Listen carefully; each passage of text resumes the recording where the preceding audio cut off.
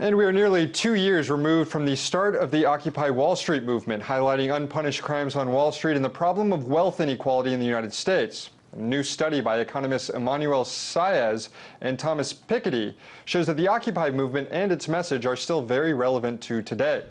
That's because, according to this new research, the top 10% of income earners in the United States took home more than half of all the income in the country. That's the highest level ever recorded in the last century. But that's not all. The top 1%, just 1% of Americans took home a fifth of all the income earned by all Americans. That, too, is one of the highest levels of inequality ever measured in the last 100 years. Now, this chart clearly shows that since the 1980s, it's been good times for the super wealthy in the United States. But what's behind this, and what effect is this inequality having on our economy as well as our social fabric? Well, here to answer that is Richard Eskow, a senior fellow at the Campaign for America's Future. Richard, nice to talk with you again. Good to be here, sir. The last time the income share of the top 1% was close to this high was before the Great Depression in 1929 and before the Great Recession in 2008.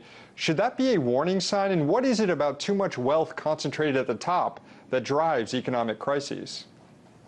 Well, there are slow crises and fast crises, and when you have too much wealth at the top, the slow crisis is that everyone else's income is stagnating, there aren't enough jobs, there isn't enough money circulating for people to buy the goods and services that they want and need, so that leads to unemployment. That's a slow crisis. The connection between this concentration of wealth and the kind of immediate crisis you're talking about, whether it's the Great Depression or the recession, is the nature of the wealth that gets concentrated at the top, which is wealth from stocks, wealth from speculation, wealth from highly risky financial investments. So usually when you see an enormous concentration of wealth at the top, it means that we're accumulating that kind of wealth, which is very volatile and very risky. And that's what we've seen. That's what we saw before the Great Crash. We saw a lot of speculation, bubbles in the stock market, a lot of gambling. We saw a lot of that again after the deregulation of the 90s in the mortgage securities market and the derivatives market and elsewhere.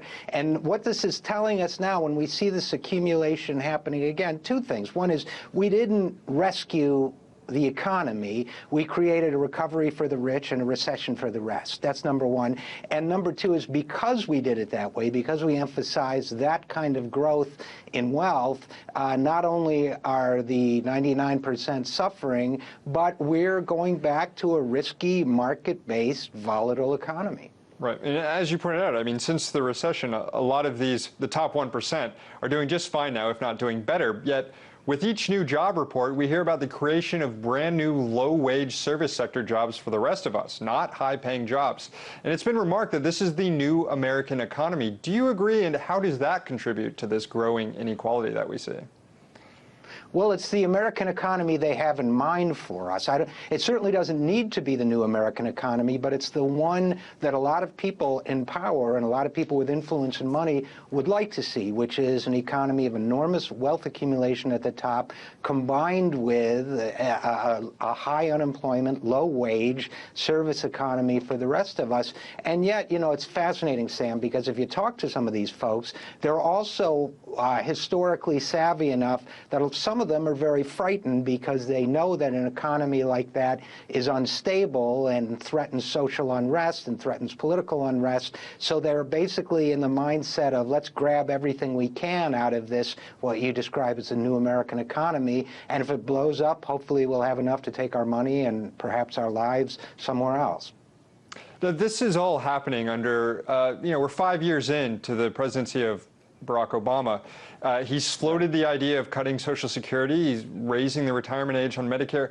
What does that do to the legacy of a party, to this party that has a legacy of working on behalf of working people? And where do working people turn to now to kind of remedy this in just the last 30 seconds we have here? Okay, you know, I always think of Neil Young's line about the kinder, gentler machine gun hand when I think about the notion that the Democrats are the party of more humane administration of a receding economy. I think the answer is that people need to press their elected representatives to speak for their interests, and people need to get out in the streets if necessary, and people need to express their opinions every way they can that this is unacceptable. Well said. Richard Eskow, Senior Fellow at the Campaign for America's Future, thank you.